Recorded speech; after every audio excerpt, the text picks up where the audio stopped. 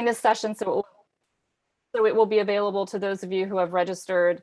This session is brought to you by a partnership between the University Writing Program, shout out to Dr. Will Banks, and by my department, Literacy Studies, English Education, and History Education, shout out to Dr. Terry Atkinson, in the College of Education here at East Carolina University. This session is called Ungrading, Toward a Culture of Vibrant and Equitable Intellectual Discovery.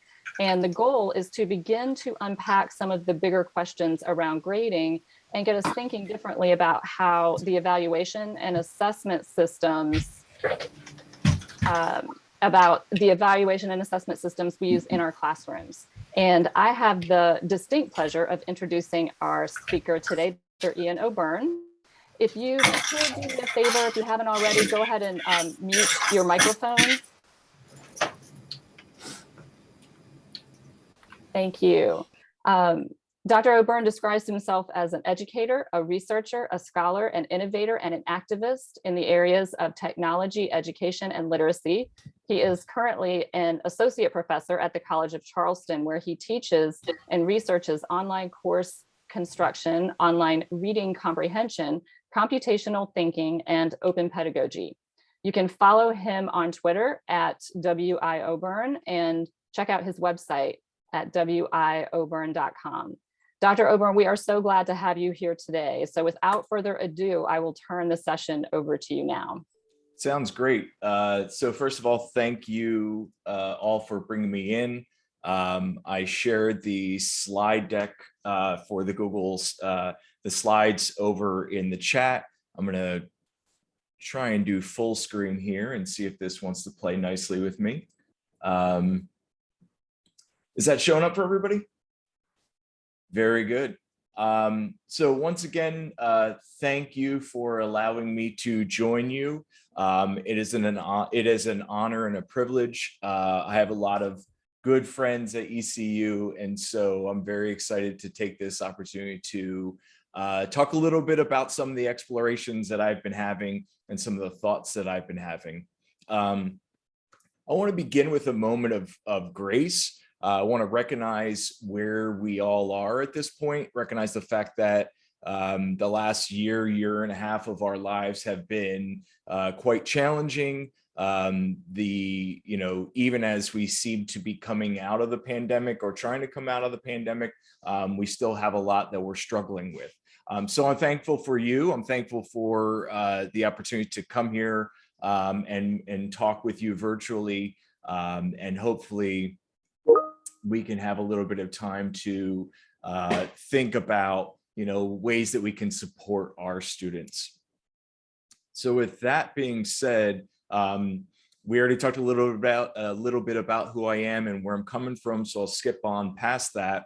What I want to do is talk about ungrading and think about opportunities to unpack evaluation and think about the ways in which we assess, and sort of take that off the table and think more about how curriculum, pedagogy, assessment, and control interact in our classrooms, and how we might better support our learners.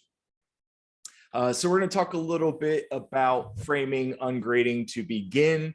I'm going to share some of the process and goals that I currently have been using in my classes. And last but not least, we all want to know sort of where do we go from here? And so we're going to try and make it actionable at the end. There are numerous resources that are built into this slide deck. So please, by all means, stay in touch. And this is the beginning of the discussion. There's a lot of components there's a lot of questions that we will have in the process. And please, by all means, don't think that this is the end of our discussion together. I don't disappear just at the end of the hour. So over the last couple of years, I've been thinking more about assessment in my classes. I've been thinking more about the types of students that I create opportunities to succeed in my classroom. Just like all of you, I've been thinking about retention and recruitment, especially of diverse students in my classroom. As part of the pandemic, my institution, just like your institution, spent a lot of time providing grace or privileging care in our classroom. We sort of, focused on what was need to know and not nice to know in our classes. We gave a lot of our students the benefit of the doubt. But at the same time, on a personal level, I've been thinking more and researching more into anti-bias, anti-racist pedagogies. And so as I was taking time to think about my students in my classes, I was wondering why the majority of the students, the diverse students in my classes, were either failing out or leaving or transferring or going to other programs, but they weren't really connecting what was happening in my classroom. And so this led me to start thinking more seriously about ungrading and what I could do with students in my classroom, and taking a broader focus as to what counts in my classroom. So I am one of the initial facilitators and the admins of the Higher Ed Learning Collective. Many of you are most likely a part of that Facebook group. There's about 40,000 people on there. 7 or 8 of us at the beginning of the pandemic started the group up. And so it's been fun to create a space where higher ed instructors can come together and think and talk and strategize. So I put this screenshot up on the Higher Ed Learning Collective, basically putting a flag in the ground at the beginning of the fall semester, indicating that I had interest in exploring ungrading, and I just gave this simple screenshot and wanted to see who would be of interest and if anyone would care in the Higher Ed Learning Collective. I got some feedback. I had, hundreds of reactions and hundreds of comments.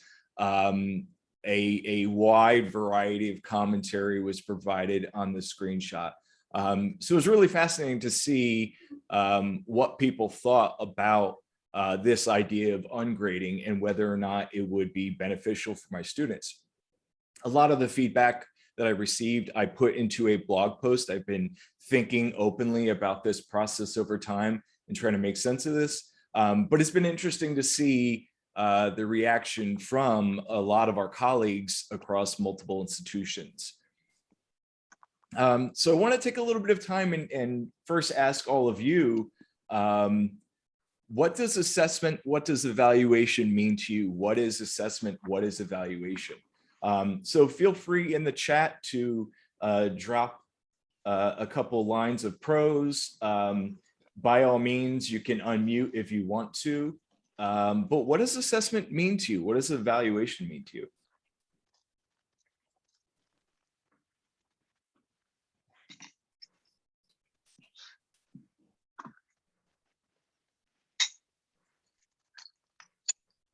And Molly, I'm recording to my computer. What I'll do is after the fact, I'll upload this and share it with everybody.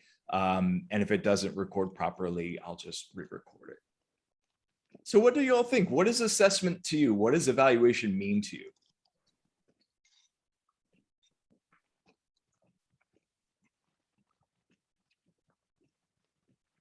Evaluation, figuring out how, if or how learning is happening.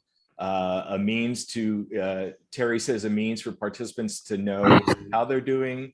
Assessment is gauging the learning of students. Evaluation of strengths and needs of students. So this is one of the questions that I ask students. I'm in teacher ed, and so I help prepare teachers. My area is in literacy and technology. And one of the questions that I ask them is, what is assessment to you? What does evaluation mean? I agree with Michelle, the idea of feedback for improvement. And Jennifer, I absolutely agree with you. I think that it's feedback for improvement, but students are distracted by grades. And that's one of the big question marks that I've had. So for me, assessment really is a way to help me anticipate future instruction. So I view assessment as an assessment of me as the classroom teacher, as the instructor, and trying to identify or understand what students are gaining, but then also where do we go from here? Um, a question about why do we grade? Why do we grade? I agree, Terry. Instructors are distracted, consumed by grades. Why do we grade? And the other side of that coin is, or the other side of the question is, what would happen if we did not grade? So what are your thoughts about that? Why do we grade? Why did we get here? How did we get here?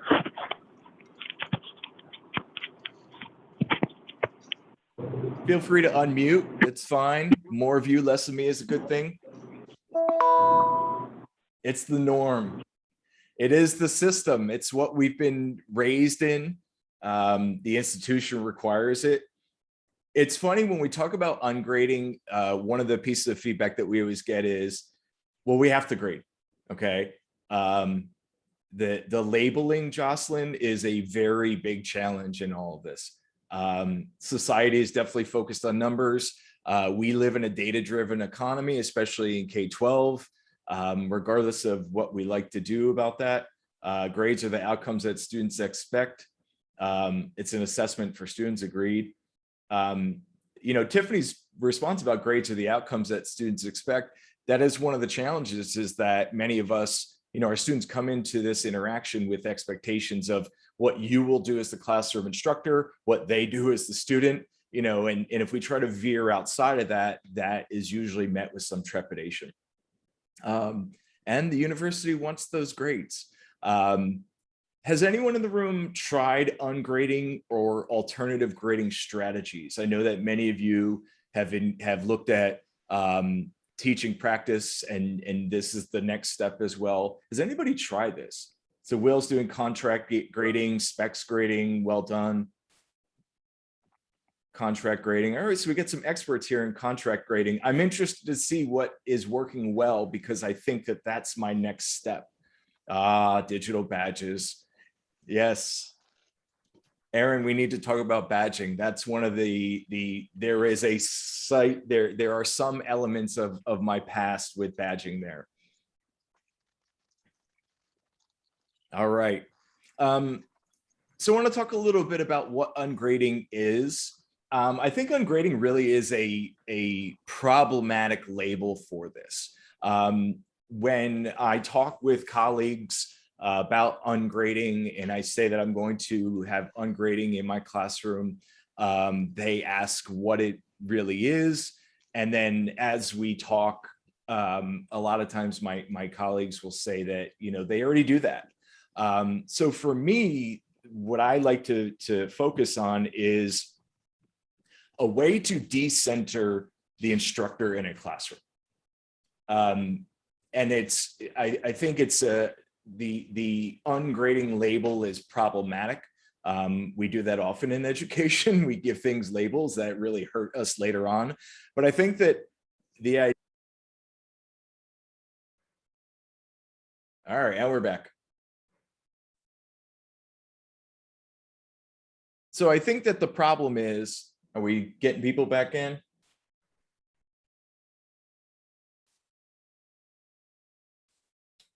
All right, sounds good. Can you all hear me still? All right, sounds good. So I think it's problematic to think about ungrading and use that label. I prefer to think about just decentering myself as the classroom instructor, and thinking more about control and thinking more about pedagogy in my classroom. One of the quotes that motivates me is this idea about what we focus on in our classroom and where we pay attention, and perhaps what counts in our classroom shouldn't count. And so it's being thoughtful about where we direct our students and what we privilege in our classroom and what we pay attention to. So I want to take a little bit of time and look at some of the alternative grading strategies that are out there. So it's already been indicated that a couple of us try out spec grading. If you have done this in the past, Will Banks indicated that he has done this or is doing it, so feel free to unmute and share. But basically, we are identifying the specifications for assignments for grading and an identification of what satisfactory looks like. So we're getting closer to that pass fail, satisfactory, unsatisfactory. Some of our institutions inadvertently went to this model in the middle of COVID, as we were trying to think about grades and expectations for students in our classes. So when work is submitted, the instructor will give detailed feedback on student work, but for the most part, the instructor is going to indicate, does it meet specifications? Does it meet the specs of the assignment or not? If it does not, the student can resubmit in order to meet those specs. If we're looking for some more reading on this, there's a text listed below, specifications grading, and then I linked to a syllabus that uses some language to think about spec grading. Anyone that has done spec grading in the past want to unmute and talk about your experiences?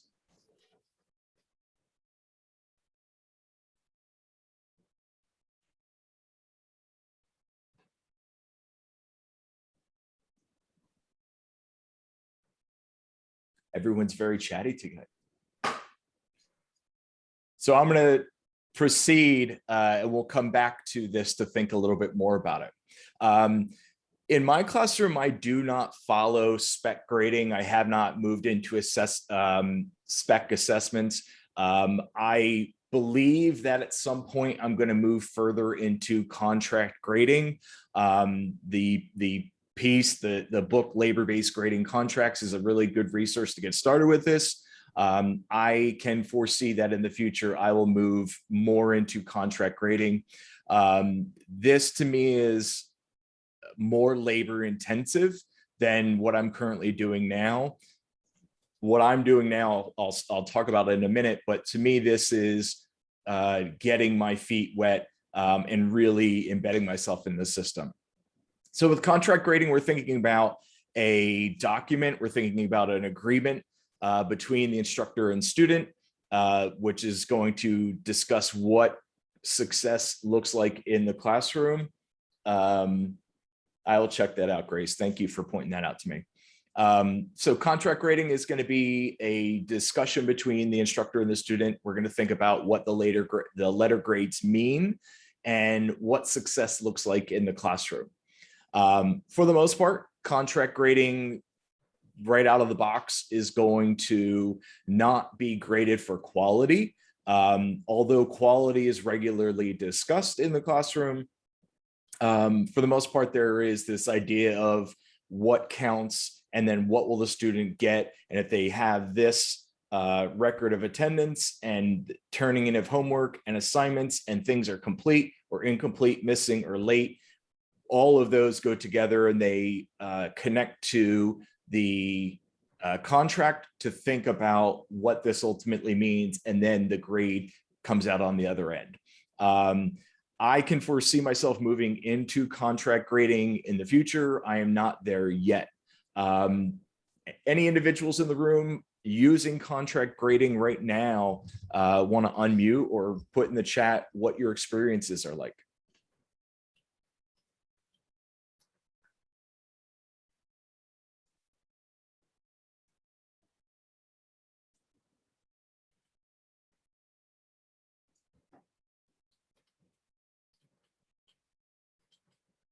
Once again, this is one of those pieces that I am not doing contract grading yet.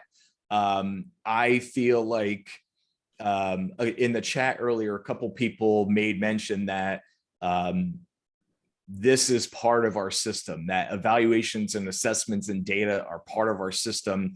And I have been indoctrinated in the system in my years in K-12.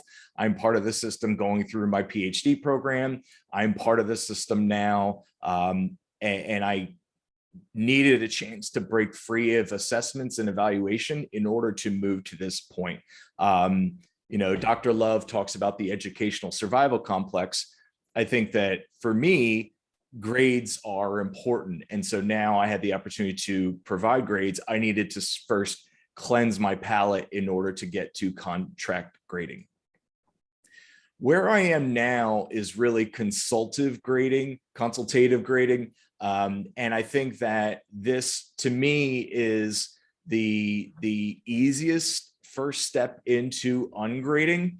And this is the one that usually triggers many of my colleagues and friends. From the outset, we basically indicate that students are going to determine their grades on assessments. The instructor, all of you, we are acting as the mentor rather than the judge in this. We are the guide, we are the facilitator. There's a lot of common elements with project-based learning. Self-evaluations are regularly completed throughout the semester by students. At the end of the semester, students are indicating what they've learned, they're reflecting in the experience, and they're compiling a portfolio or demonstration of their best work. The edited text ungrading, which many of you have referenced in my discussions earlier by Susan Bloom, is an excellent resource to get into this. I also included a link to a syllabus or some of the language to use in the syllabus. This is probably the closest to what I'm doing right now. And once again, these are three models, three possible ways to think about alternative forms of evaluation and grading in your classroom. So I want to talk about my process and what I've been doing in my classroom. But before I begin, I want to talk a little bit about learning pathways and talk about how people learn. This is instructional design, but I think it helps us understand my thought process and my goals as I engage in this work. So one of the challenges is that we know that learning and we know that education is not a linear process. When we develop our courses, we like to believe that if I go through module 1 and then module 2 and then module 3, now I will know everything I need to about the class, and then I can proceed on and I can complete that area of work. But the truth of the matter is that we all learn in different pathways and different patterns. We use terminology like authentic assessments and authentic forms of assessment. But the truth of the matter is that there are multiple ways that students will engage with content.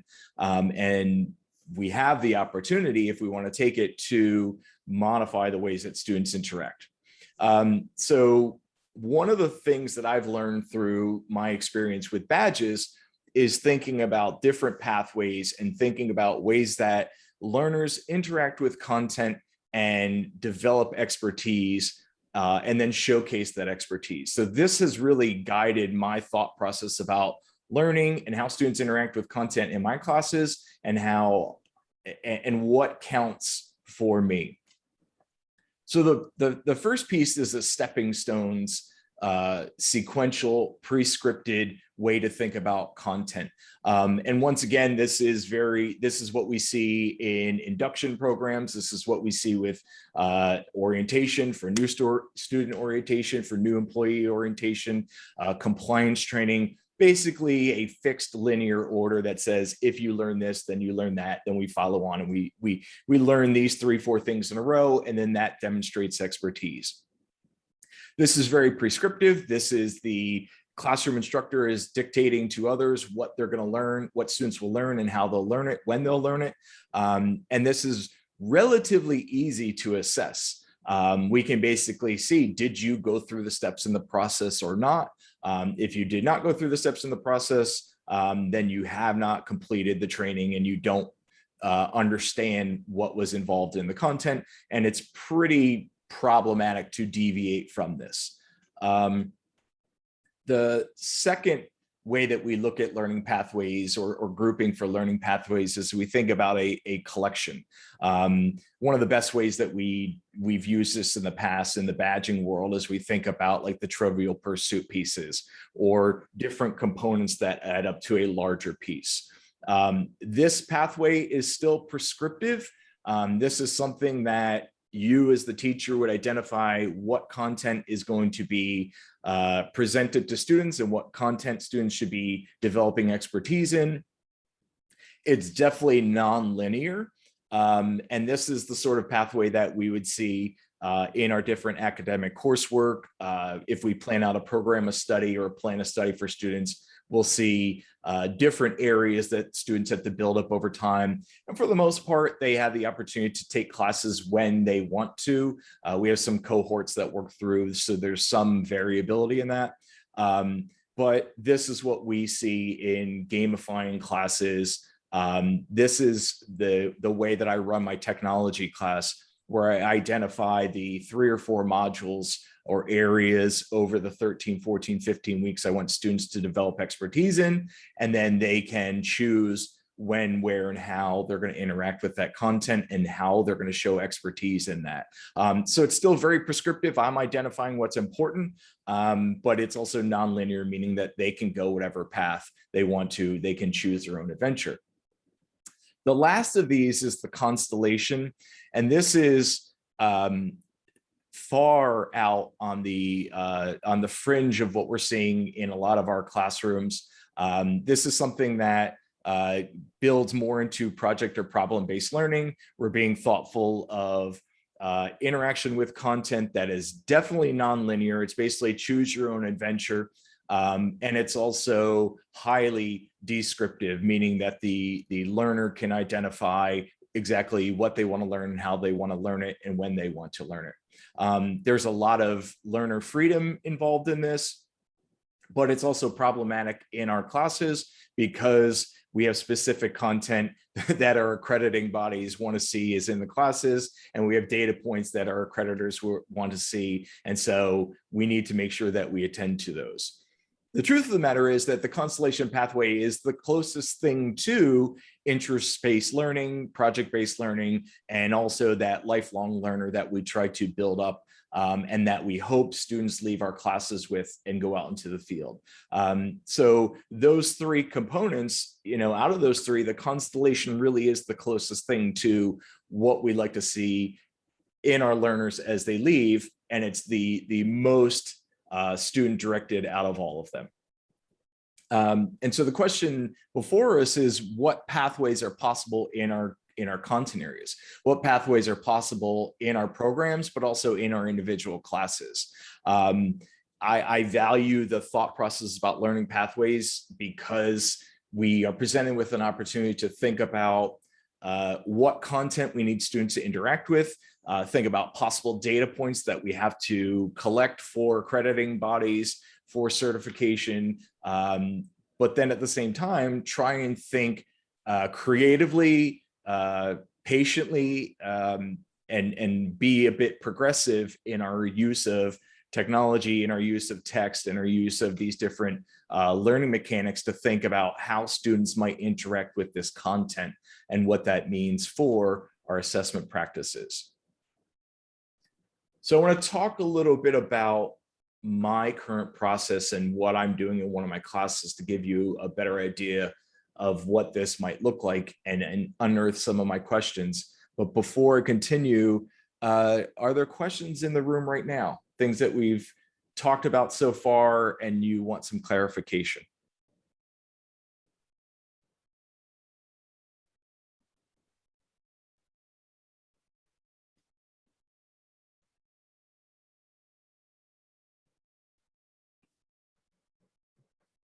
And by all means, please drop things into the chat.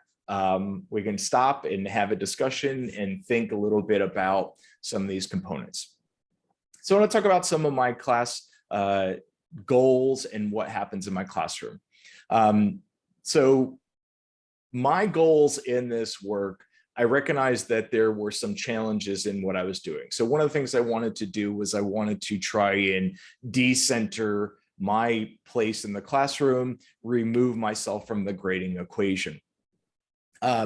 Please understand that this is not saying that I'm removing myself from the feedback in the class. When we say that we have an ungrading process in our classroom, a lot of times this is read as, excellent question, Grace.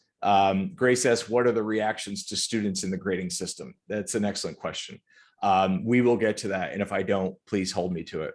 One of the pieces of feedback that I've received, and I've written about this on my blog, is that ungrading is easier, or I'm doing ungrading because I'm lazy. I may be lazy, But there's this idea that this is a little bit easier. I like to dispel that myth. Going down this path, going into contract grading, going to spec grading, thinking about ungrading, any of these models, it's going to take a lot of work. You are thinking outside the paradigm.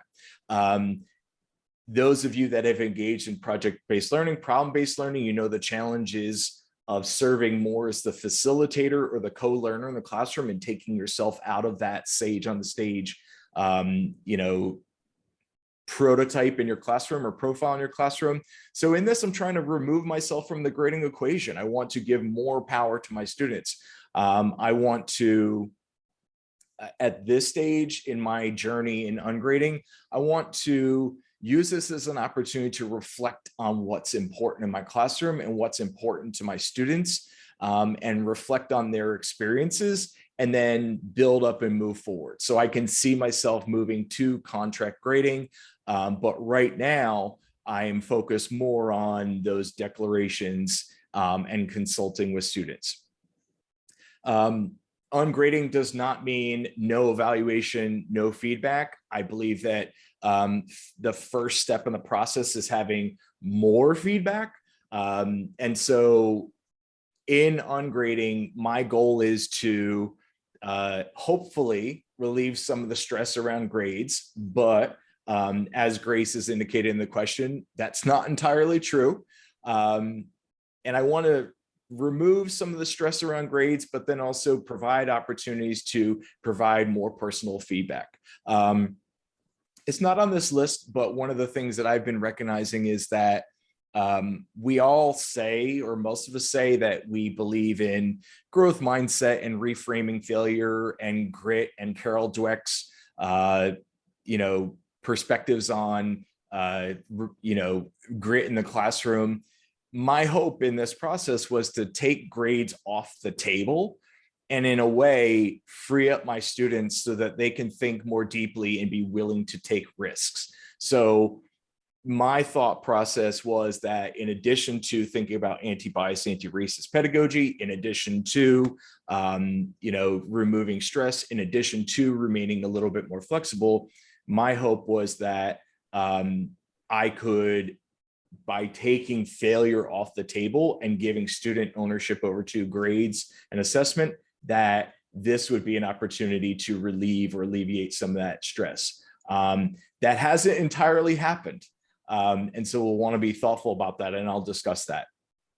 Tiffany says, I teach large classes, around 100 students, and wondering how well this would work. I've got some ideas for you, Tiffany. I got some ideas for you. We will get there. I want to make students more responsible in the process. I talk a good game in my classes about democratizing education. I talk about how education as a system is broken. I wait a couple weeks into the semester till I get into that. But I want my students to think deeply. I'm training teachers. I want them to think about the system and not just assume that because I am teaching my class or facilitating a class a certain way, that that's the right way. And so the hope is that they become more responsible, and I move my students from just from learners in my classroom to leaders in their future classroom. I want to be clear about what the expectations are in my classroom, and then also be a bit more objective. Even though we have rubrics, and I have rubrics baked into my system, even though we have rubrics, there's a lot that we miss or we leave out or does not get caught by the rubrics that we use in our systems. A lot of this is guided by the incredible Laura Gibbs online. One of the people that is far smarter than I in terms of ungrading, one of my Sherpas that I go to. So Laura Gibbs on Twitter and elsewhere, and she's in the ungrading book, is a great resource and always there ready to help us in this process. So let's talk a little bit about what I do. So in my classes, when I have students read, one of the tools that I use is hypothesis. Are there any fans of hypothesis in the room? Please put it in the chat.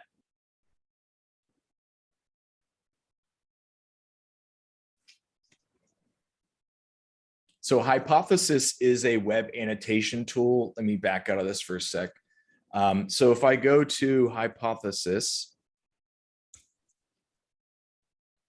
yeah, Hypothesis is amazing. So if you go to, and I have a number of resources and trainings and Hypothesis on my blog. So Hypothesis, what it will do is, so back in the day, we used to use a tool known as Lit Genius or Poetry Genius. So Lit Genius, what you could do, or Poetry Genius, what you would do is you would put text up on a website, and then other people could mark up and annotate that text over time. So people could go in and look at the lyrics for a song, or look at a piece of poetry or a piece of literature, and they could mark it up and annotate it. I use this a lot in my classes. I used it a lot in my trainings. It's an annotative tool. One of the problems with Genius is some of the founders started to say some really misogynistic things. And so I didn't believe that I could recommend this tool for students in my classes. Around the same time, Hypothesis came out. It is built by educators. It is an open source web app. And the idea here is that they want to create an annotated layer of on the internet. So the cool thing is that you can send students to a document, you can upload PDFs, and students can mark up and annotate and leave comments. So what I love about Hypothesis is that you can have discussions about the text baked into the text. So instead of a student reading a chapter in a book or reading a PDF and then going to a discussion thread and talking about it there, now what students can do is they can read a PDF for your class, read a website for your class, and as they're reading, they can highlight a piece of text and then start up a new chat, right on that line. And so then you and your students can have dialogue about specific parts of the text embedded in the text. This is very valuable. One of the things that I love about this, that I love about Hypothesis, is it's not just that it's focused specifically on the text, but that I can discuss some of the nuance with students and we can talk about the materials. Hypothesis is also powerful because very quickly you can see how often your students are engaging with and commenting on the text. Who was it? Tiffany has a large class. Do I think that Tiffany has the headspace to go through 100 people in a class and see where they've been reading and annotating text? No, I think Tiffany's incredible and could probably handle that, but Tiffany probably has more things to do with the time that we've been given. So one of the things that I can do is I can see that, Ian O'Byrne in this class has had 10 comments or 10 replies. And so I could have the opportunity to see how active I am with the materials. One of the other things I do in my classes is with my assessments, with any evaluations, I build a rubric and I start with a straw person, an initial rubric, and then I revise that with my students before we actually use it. It is a messy process. It is very messy.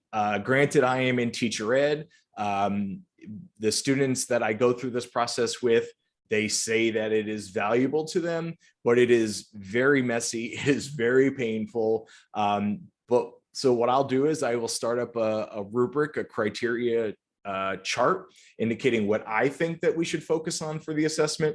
And then from there, we put it up in a Google Doc. It goes up on the Smartboard or in the Promethean board, and we mark up and annotate and revise and talk about the layers of nuance, the levels of nuance in the rubric, and agree upon the criteria.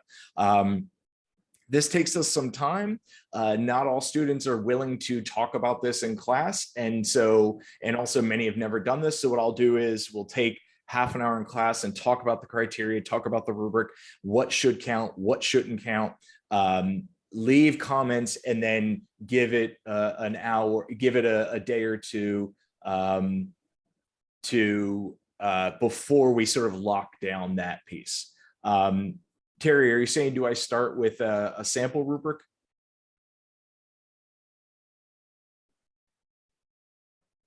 So Terry had the question, are you using a sample to do this? For the rubric, yes, I start with a sample of what I think should count.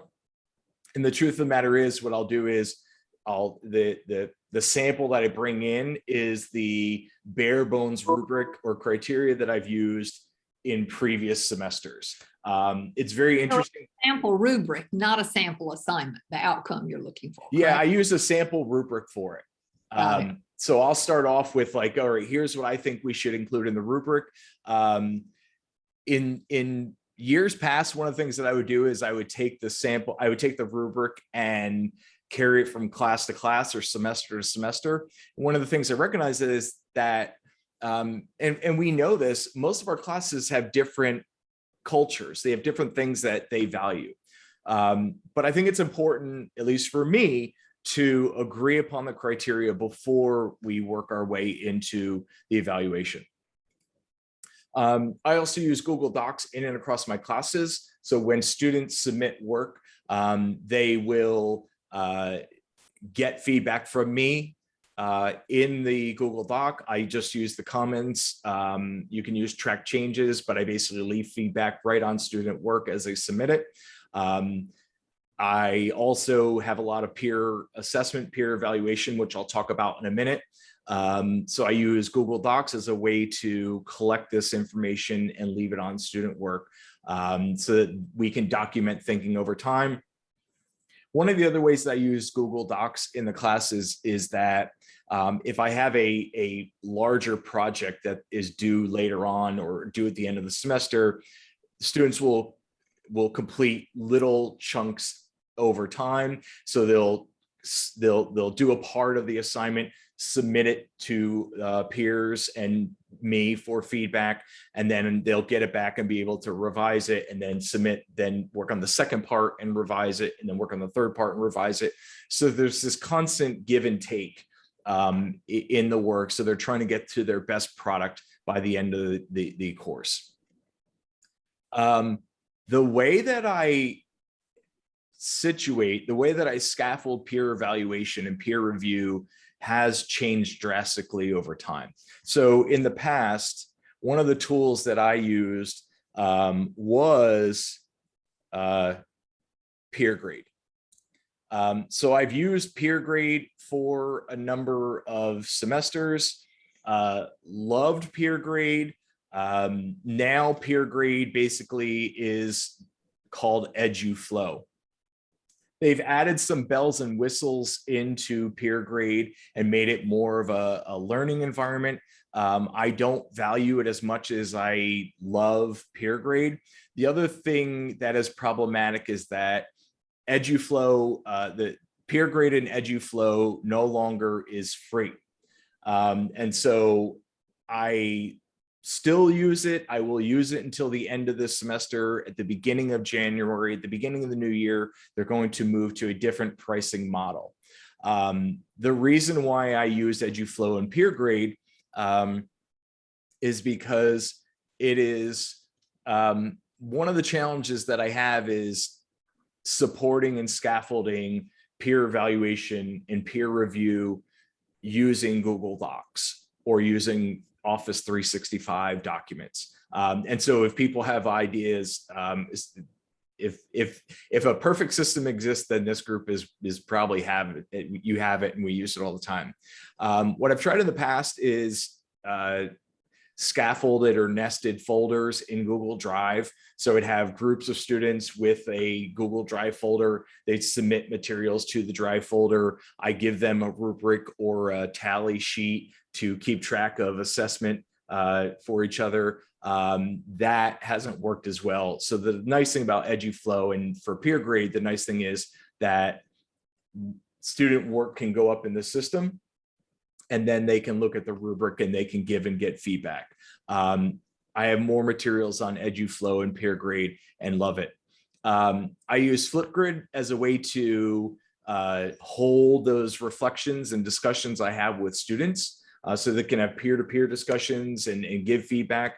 The nice thing about Flipgrid as opposed to video conferencing or text discussions is that it gives us an opportunity to make the thinking asynchronous, so they can have a response and push pause and think about others' work. Lastly, because we had to turn our grades into the system, I use declaration quizzes, and this is from Google, from Laura Gibbs. So when a student completes a reading or an assignment, I still have to have a grade that goes into the system. My institution, just like yours, wants that grade.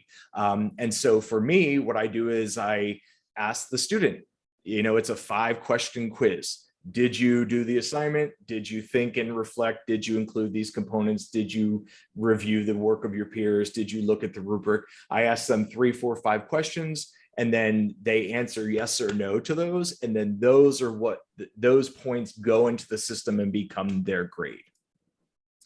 So how do we make this happen in our classrooms? If you're starting on this journey, one of the things that I would encourage you to do is start having dialogue with your students. Ask your students if this is something that they want to do and would value, and start to, check the temperature and see if this is something that would make sense for them, and have dialogue to see what it means to them. I would also start to, if we're thinking that this is all about decentering the instructor in the classroom, I'd start to play with ways to slowly remove yourself from the system and ways that you can push some of that power back over to your students. For me, the co-construction of the rubrics was a real great gateway into this, because I basically said, here's the rubric, you tell me what counts, you tell me what's important. So finding one way to slowly shift the power dynamics in the classroom.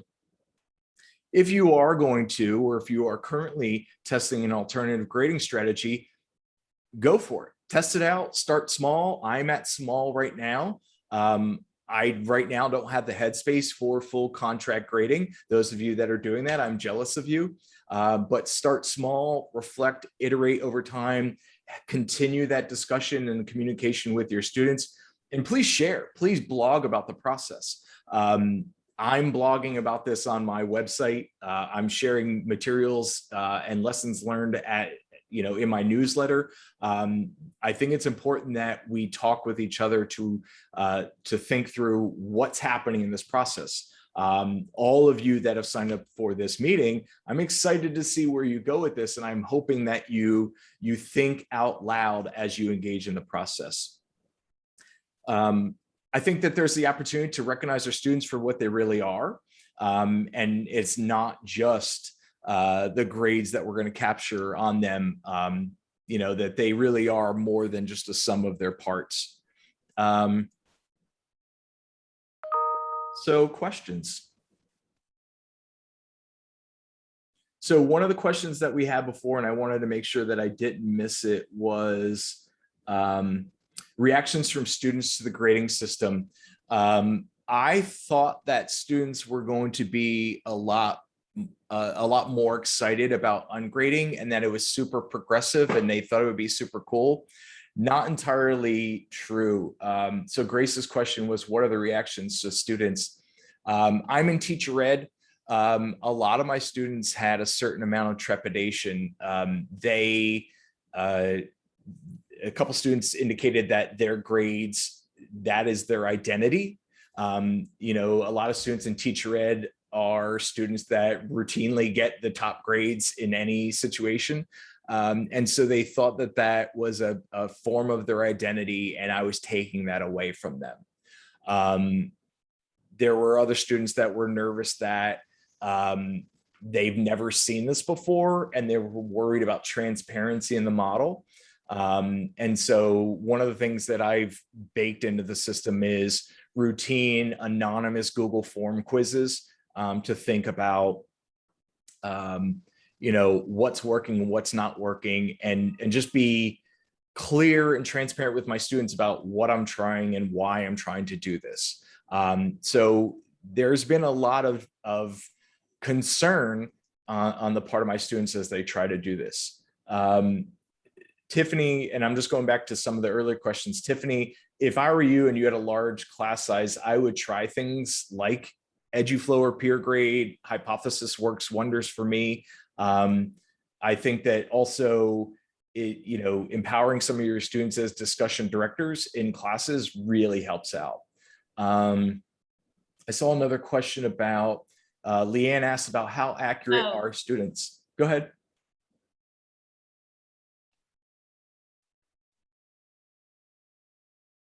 Leanne asked a question about how accurate students are. One of the challenges,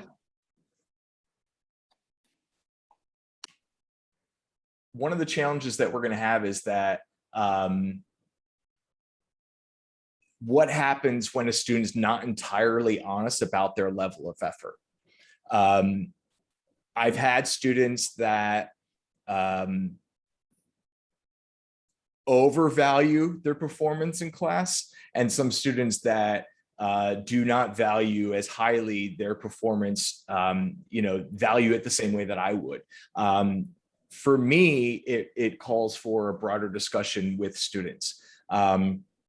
So at the end of the class, when students, submit that final documentation of what they believe their grade should be, we've been collecting scores over time. So we have all of those declaration scores over time. Students that it's not entirely evident, it's not providing good evidence of what I see them doing in the classroom. We have discussions in class. They have discussions with peers. And then at the end of the semester, there is the need to have discussions with students about what they turn in and what evidence they provide at the very end. I've had a student that didn't really value their work or their place in the class. And so that led to a very fruitful discussion about the good work the student was sharing, and thinking a little bit more about self-efficacy, self-actualization. But then I've also had students that thought that they did the best job that anyone has ever done in the class, and they deserved an A. And we needed to have some discussion and temper those feelings. That's one of the reasons why I think I'm going to move to contract grading, to address some of those challenges that I'm having now. I agree, Nikki. A lot of students think that it is a trap. They think that there's some sort of catch to this. A lot of my students, we just turned in midterms this semester, and I had students come to me and say, I didn't get the score that I thought I would. I had a B minus, and in teacher ed, a lot of my students all want A's, and I got a B minus or a B plus. Can you tell me what I need to do? And I indicate or remind them that this is an ungrading model, that they're grading themselves, that they basically have been documenting their performance over time. They've seen their grade the whole time. And so it's hard to make that connection with a lot of students. I think it's also, there is a certain amount of trepidation about being in control of the grades. They think that at some point, it's not going to be true. Other questions? Anybody want to unmute before we wrap things up? Barry, we just have a few minutes left, and Will Banks wants to chime in here at the end and talk about what he's going to offer in the spring. But I'm hoping that folks in the chat box, while Will's talking through that little intro, will put in the chat box one thing they're taking away from this presentation today. One thing you're going to try, one thing you learned. And if you would do that while we turn things over to you. Great, thanks. Thanks especially, Ian, for the chat today. I think one of the things that sticks out to me about ungrading and about spec grading and about contract grading and all these attempts to find the right fit given the different contexts we teach in, whether that's large classes, small classes, grad students, undergrad, or different disciplines, has been trying to find some way that we can emphasize and amplify feedback and engagement around learning, while we de-emphasize that hyper focus on the grade as somehow the representation of that, right? And so I really appreciate some of the strategies you shared with us. a lot of faculty on campus have been excited about thinking differently about how they do grading and how they get students to unfocus on the number and more on the learning and the work involved. So for our book group in the spring that the University Writing Program is sponsoring, we are going to be doing Susan Bloom's collection Ungrading. And that collection, one of the reasons I chose it is it's 15 authors who come from different disciplines across campus, who teach different sizes and types of classes, as well as a couple of high school and community college teachers, all talking about how they have experimented with ungrading processes and what they discovered. So Ian mentioned the book. I'm going to drop in the chat an image, a flyer for it, and then I'll also be sending out across Announce and other campus spaces, including the registration list for this group, a link for those who want to sign up. We're limited to 20 people because we have 20 books, and we'll try really hard to get a representation of folks across campus who are interested. So if you're interested in being in a book group in the spring, look for that and sign up.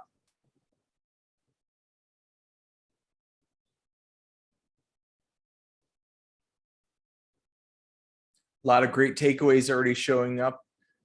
Please continue with this work. Other questions, other comments, other feedback?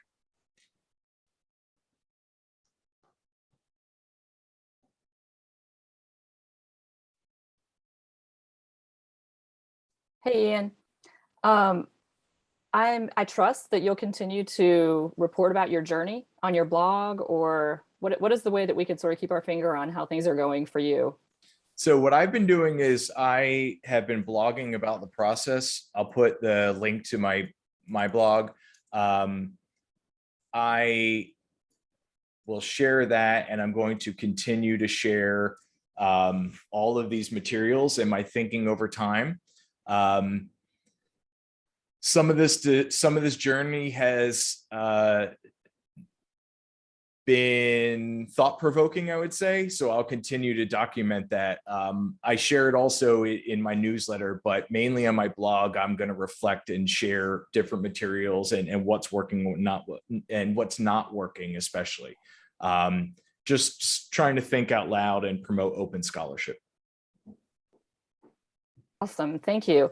Well, we have run out of time for the session itself, so we will end here if you need to leave. I think Ian will stick around for a couple minutes if you have any lingering questions, but feel free to hang up, and I hope you have a wonderful day. Thanks for attending, and thanks for your time, Dr. Oborn. We appreciate it. Thank you. Yeah, I'll stick around if people want to chat. It looks like there was another question. There was the question about, where was it? They'll think it's just another assignment that they must complete for a class. Yeah, I think part of the challenge is that some students, this goes back to assessment and authentic, assessment practices. And what are things that, what are hoops that we put into our classroom that students need to jump through, as opposed to a natural byproduct of what's happening in the classroom. Some of the thought process for this, for me, the easiest way to think about this is going back to digital badges and alternate, credentialing. Digital badges, you're trying to think about that those learning pathways and where students are engaging and connecting over time, and what is data, or one of our colleagues says the residue of learning that's left behind. What is stuff that's already there, and we can sort of like capture that and assess that. So that's some of my thought processes informed there from digital badges. What are students doing that we can capture? And part of the challenge is that it is, bye Terry. Part of the challenge is that there are times, my system right now is clunky. My system is clunky because our institution uses D2L. They use a version of a learning management system. There's Blackboard, there's Google Classroom, there's Teams, there's 365, there's all sorts of stuff. My institution's moving, I wish we could use Canvas. We are moving away from Google Docs and Drive, which is problematic. And so for the most part, I am hobbling together bits and pieces that will make a better, easier, friction-free learning environment, but it doesn't work perfectly. Most of what I've seen from Canvas provides the opportunity to run this a lot more easily. Other thoughts, other questions?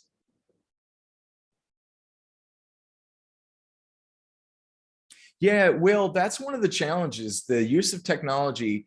We see this in teacher ed, we see this in K-12, first of all, where teaching with technology really is a subversive act. Like, we have to cobble together things that we want to do and try and piece together or hack together these solutions. And it's interesting right now, I'm in a training with the Future Privacy Forum. And so I'm learning about privacy and security, but it's all like tech leads and tech heads from districts and stuff like that. And it's the people that make the decisions about what technology we use in K-12 classrooms. And they're having a totally different discussion about these topics than the educators are.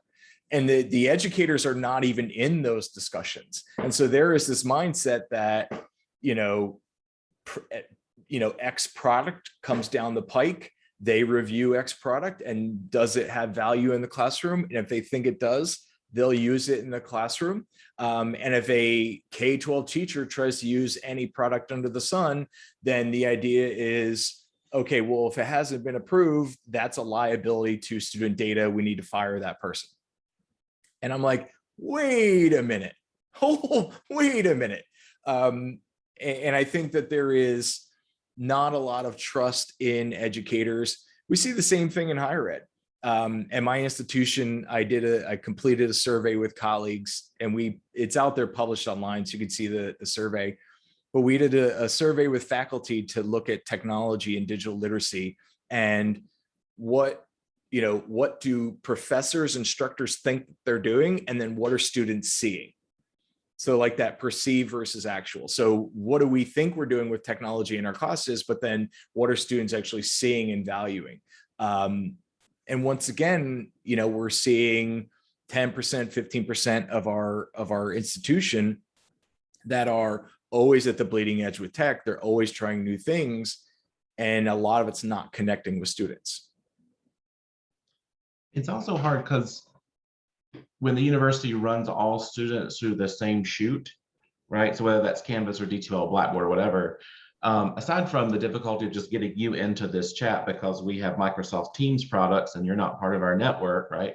So there are lots of ways this walls off students from learning. It walls off students from connecting to outside folks, but also no student is going to use Canvas in their career. Right? Yeah. In no way, shape, or form will Canvas, unless they become a teacher at a university, will Canvas be a tool they use. And the assumption that the technology tool transfers across technology locations is fundamentally flawed, right? So if you then try and use WordPress blogs and use Google Docs and use systems that students will have access to, so they're building literacy skills now with technology they will carry to other spaces, that disconnect the university is so frustrating, right? So you want to think, oh, what's this new thing lets us, oh, Flipgrid's new, it lets us do something. Then it gets bought by a different system and or the piece you were using with PeerGrade, right? Mm-hmm. That kind of thing, it's very hard to be innovative with your digital education when your university wants to stop you from doing anything innovative with digital education. And so I think that's one of the things we're constantly sort of battling. But I have to run to another thing, but I did want to drop in the chat. If you are interested next May, we'd love to have you come to Computers and Writing in Greenville. I don't know if that's a conference you've participated in before, but it seems right in line with a lot of your work and values, Ian. So give it a look, and we're just up the road. So it'll be an easy conference to drive to from South Carolina. So I think we have November 1st coming up, might be extended, for submitting a proposal. Give it a look. We'd love to see you at the conference. Yeah, most definitely. Yeah, I agree with your thoughts earlier. I think that it's, I'm thinking about my own tiny tykes. My daughter was in kindergarten last year. My son was in 5th grade. And, our schools, we knew this was coming. We didn't know COVID was coming, but we knew that digital practices were needed. And in K-12, we rested on our laurels. higher ed, we dropped the ball. I'm sure ECDU did a great job. I'll just say that my institution could have done a much better job. And so we knew this was coming, and we didn't pivot. It was called emergency remote teaching. Okay, that's what we did. And so I watched my daughter logging into Seesaw and Class Dojo and Teams and Google Meet and Zoom meetings. And I'm wondering, like, where is all of this information going? Like, here is my daughter, a kindergartner, her first real literacy practices are captured in these spaces. Where is that information? You know, and so we see these things siloed off over time. You know, we see first grade, it exists in this room, or in our higher ed classes, you know, well, that's your language and literacy class, your materials live over there, instead of thinking about where this content goes over time. The challenge is that the systems are not built for that. The systems are built to create these little silos and pens. You know, in some of my research, we looked at using WordPress and domain of one's own and building up your own stuff. The problem, once again, is K-12. We have to be thoughtful about the identity that we create online. You know, Thomas and Stornialo's piece is about restoring. You know, we have teachers, we have youth, you know, we have the Parkland kids that are using technology to restory and share their narrative. We've got the climate kids, they're using technology to restory and share their narratives.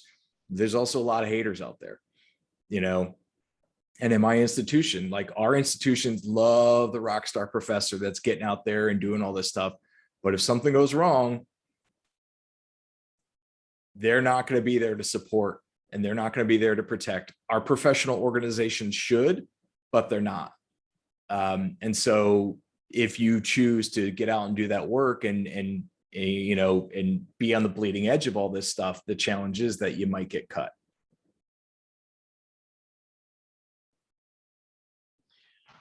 Thanks, Ian. I'm going to run. Everyone else can stay on. I've got a 3:30 book group with Small Teaching Online that I'm facilitating, so I'm going to run through that.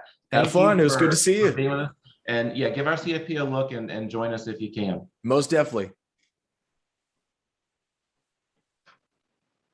Hey, and thank you. No worries. This was fun. It's just me and you. I'm glad. We had a little bit of a rocky start with the teams, but thanks for hanging in there. No worries. And if you could, I think it's still recording. If you could stop the recording. Yeah, hold on. Stop.